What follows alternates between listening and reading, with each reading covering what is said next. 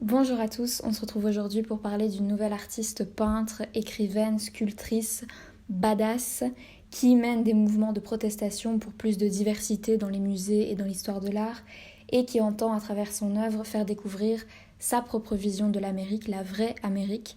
J'ai nommé Faith Ringgold. Faith Ringgold, pour la présenter brièvement, elle est née en 1930 à Harlem, à New York, dans une famille de la classe ouvrière noire. Et c'est quelqu'un qui, toute sa carrière d'artiste, a énormément varié les formats et les supports dans son œuvre. Donc elle est peintre, mais elle a aussi inventé une nouvelle forme d'art qu'elle a appelée les story quilts, dont on parlera tout à l'heure. Elle est aussi sculptrice et elle publie des livres pour enfants. Tout d'abord, avant de commencer, c'est important de connaître un peu le contexte de Harlem dans l'entre-deux-guerres. Donc c'est ce qu'on appelle la Renaissance de Harlem, donc c'est un mouvement de renouveau de la culture afro-américaine, qui s'exprime aussi bien dans la peinture, dans la musique, dans la littérature. Et à l'époque, on surnomme Harlem la capitale mondiale de la culture noire.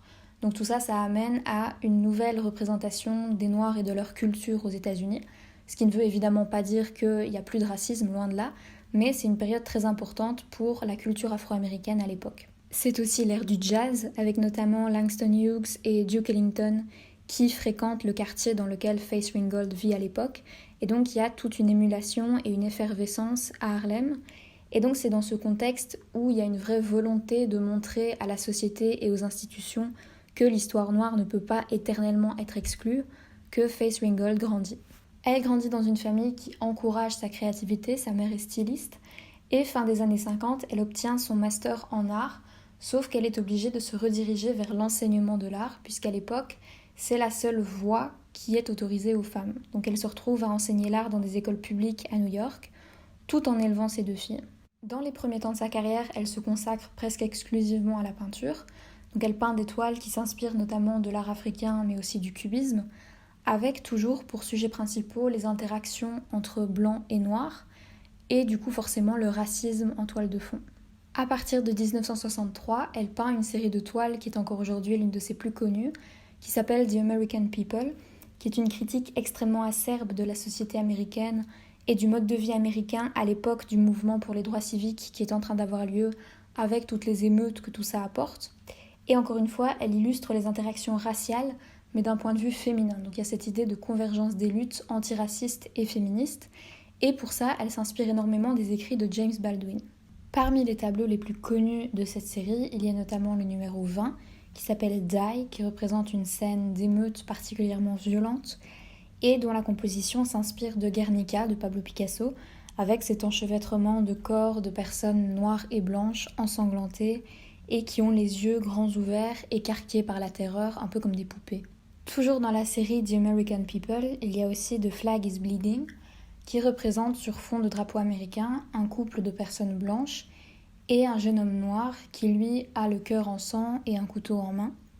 Et donc, ça représente, encore une fois, une nation divisée par les violences policières, par le racisme et par les contestations qui montent contre tout ça.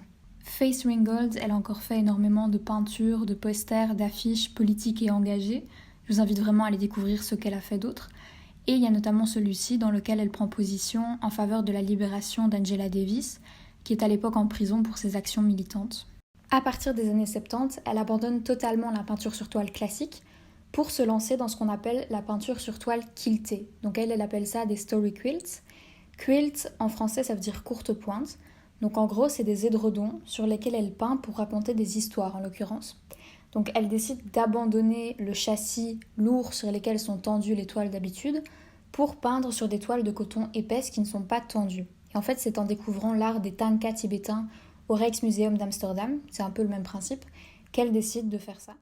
L'un de ses quilts les plus célèbres, c'est Who's Afraid of Aunt Jemima, qui raconte l'histoire d'une femme noire, donc en l'occurrence Aunt Jemima, qui est un personnage en fait du folklore américain, qu'on retrouvait déjà dans les spectacles de ménestrels des années 1800, qui est devenu par la suite un personnage de pub et qui est typiquement l'archétype de la femme noire, toujours habillée en servante, très autant en emporte le vent.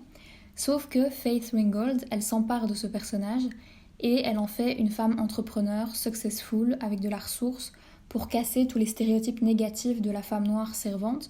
et donc elle en fait une histoire de combat et de lutte des femmes afro-américaines. Toujours dans ces quilts, il y a aussi Tar Beach, qui est un exemple très frappant de l'influence de l'art africain dans l'œuvre de Faith Ringgold, puisque le motif typique de matelassage de 8 triangles qui forment un carré provient des dessins traditionnels des peuples Cuba d'Afrique. Ce quilt, il raconte l'histoire d'une petite fille de 8 ans qui s'appelle Cassie Louise Lightfoot, qui vit à Harlem et qui rêve de liberté. C'est l'été, elle est sur le toit de son appartement sur le dessus de la ville et elle découvre qu'elle peut voler. Donc elle entame un voyage à travers le ciel dans la nuit et au cours de son voyage, elle revendique notamment le pont George Washington comme étant le sien et elle offre à son père le bâtiment de l'Union pour mettre fin à ses problèmes d'emploi. Et donc le personnage de cette petite Cassie, pour Faith Ringgold, il personnifie la vision de la femme noire créative qui a de la ressource, qui se débrouille. Et Faith Ringgold dit notamment « N'importe qui peut voler, il suffit pour cela d'avoir un endroit où vous ne pouvez pas vous rendre autrement ». Toujours dans les années 90, elle réalise une autre série de quilts qui s'appelle The French Collection, qui est inspirée par les voyages en Europe et plus particulièrement en France qu'elle a fait avec sa mère et ses filles. Et elle part de l'idée que la France, au tout début du XXe siècle, c'était le pays de l'avant-garde en matière d'art, l'endroit où tous les artistes se rendaient pour créer.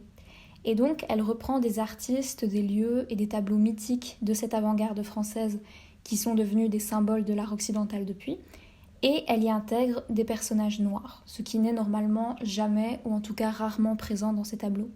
Donc il y a notamment une scène dans la chapelle Matisse avec des personnages noirs, il y a une scène de pique-nique à Giverny, donc dans le style de Monet, et il y a 2 autres quilts dans lesquels elle représente Picasso et Matisse dans leurs ateliers respectifs, qui sont en train de peindre une modèle noire devant leur tableau qui existe réellement, donc en l'occurrence la danse et les Demoiselles d'Avignon.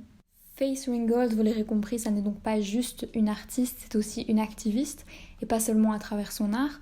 Dans les années 70, elle a notamment fait partie d'un mouvement de protestation contre une exposition qui était à l'époque organisée dans un musée new-yorkais, et le comité dont elle faisait partie exigeait que les artistes femmes comptent pour moitié des artistes exposés. Donc ça prenait plus de diversité dans l'art, et notamment aussi pour les artistes afro-américains. Et elle témoigne souvent de cette époque-là, de cette époque d'émancipation pour les femmes. You know, we'd blow our whistles. We had police whistles that we blew. We had eggs. I boiled mine and painted them black and put 50% on mine. It felt like we were doing something and we were a part of the movement in America to equalize things. Voilà, c'est fini pour aujourd'hui. Enfin, pas totalement, puisque je vous invite vraiment à aller découvrir par vous-même le travail de Faith Ringgold, notamment ce qu'elle a fait ces dernières années. Elle a fait une série de quilts magnifiques sur le jazz, donc je vous invite vraiment à aller vous renseigner par vous-même. On va se quitter dans un instant sur ses mots à elle aussi. En attendant, j'espère vraiment que la vidéo vous aura plu. Comme d'habitude, You can't sit around waiting for somebody else to say who you are. You need to write it and paint it and do it. That's where the art comes from. It's a visual image of who you are. That's the power of being an artist.